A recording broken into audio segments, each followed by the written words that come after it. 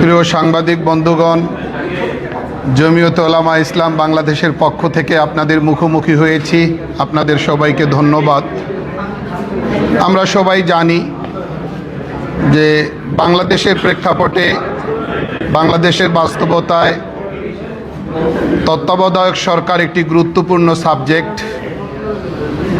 এই দাবিকে সামনে রেখে অনেক আন্দোলন হয়েছে, অনেক সংগ্রাম হয়েছে, অনেক প্রাণহানির ঘটনা ঘটেছে।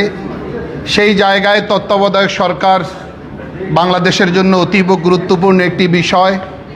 সব রাজনৈতিক দল এই বিষয়টিতে একমত। গঠন প্রক্রিয়া নিয়ে বিভিন্ন রাজনৈতিক দল থেকে প্রাপ্ত প্রস্তাবাবলীর আলোকে আজকের সংলাপে জাতীয় ঐকমত্য কমিশন একটি সমন্বিত প্রস্তাব পেশ করেছে।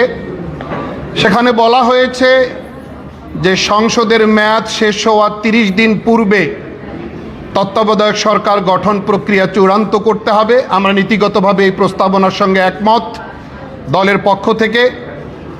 আর যদি কোনো কারণে সংসদ ভেঙে যায় তাহলে সেখানে বলা হয়েছে 72 ঘন্টার মধ্যে তত্ত্বাবধায়ক সরকার গঠন প্রক্রিয়া সম্পূর্ণ করতে হবে। আমরা বলেছি এই সময়টা যথেষ্ট নয়, পর্যাপ্ত নয়। এখানে আমরা প্রস্তাব করেছি 96 ঘন্টা থেকে সর্বোচ্চ 120 ঘন্টা সময়সীমা বেঁধে দেওয়ার জন্য, কারণ সময়টা জটিল আকারে সামনে আসতে পারে। এই জন্য সময়টা আরেকটু বৃদ্ধি করার প্রস্তাব করেছি আমরা। জাতীয় ঐকমত্য কমিশন 1, 2, 3, 4, 5 একাধিক প্রস্তাব পেশ করেছে গঠন প্রক্রিয়া নিয়ে। তন্মধ্যে সর্বপ্রথম যে প্রস্তাবনা পেশ করেছে 7 সদস্যের একটি বাছাই কমিটি তারা প্রস্তাব করেছে। প্রধানমন্ত্রী, বিরোধী দলীয় নেতা, স্পিকার, ডেপুটি স্পিকার, বিরোধী দলীয় উপনেতা, সংসদ উপনেতা, বিরোধী দলীয় উপনেতা এবং তৃতীয় বৃহত্তম রাজনৈতিক দলের একজন প্রতিনিধি। আমরা বলেছি যেখানে 5 সদস্যের বাছাই কমিটি যথেষ্ট। সংসদ উপনেতা, অনুরূপভাবে বিরোধী দলীয় উপনেতা, এই দুটি পদ থেকে 2 জন প্রতিনিধি এখানে আনবার কোনো দরকার নেই। 5 সদস্য বিশিষ্ট বাছাই কমিটি করবার জন্য আমরা প্রস্তাব করেছি। এই বাছাই কমিটি যেই প্রস্তাব দেবে, যদি তারা ঐক্যমতে আসতে পারে দ্যাটস গুড। যদি না আসতে পারে, পরবর্তী ধাপে যেই প্রস্তাবগুলো এসেছে আমরা প্রতিটিকেই আমরা মনে করি এটা দরকার। অর্থাৎ প্রধান দল, সরকারি দল থেকে 5 জন, বিরোধী দল থেকে 5 জন, তৃতীয় বৃহত্তম রাজনৈতিক দল থেকে 3 জন।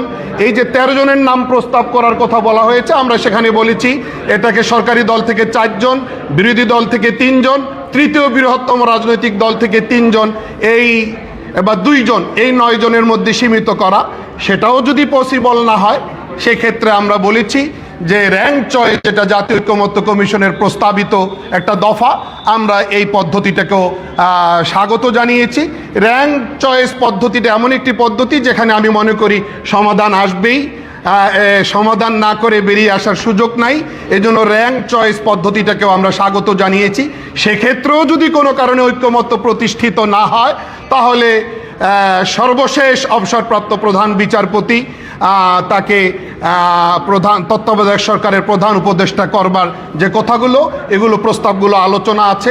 আমরা আশা করছি বিরতির পরে জাতীয় ঐকমত্য কমিশন একটি সুন্দর প্রস্তাবনা নিয়ে আমাদের সামনে সেটি পেশ করবে।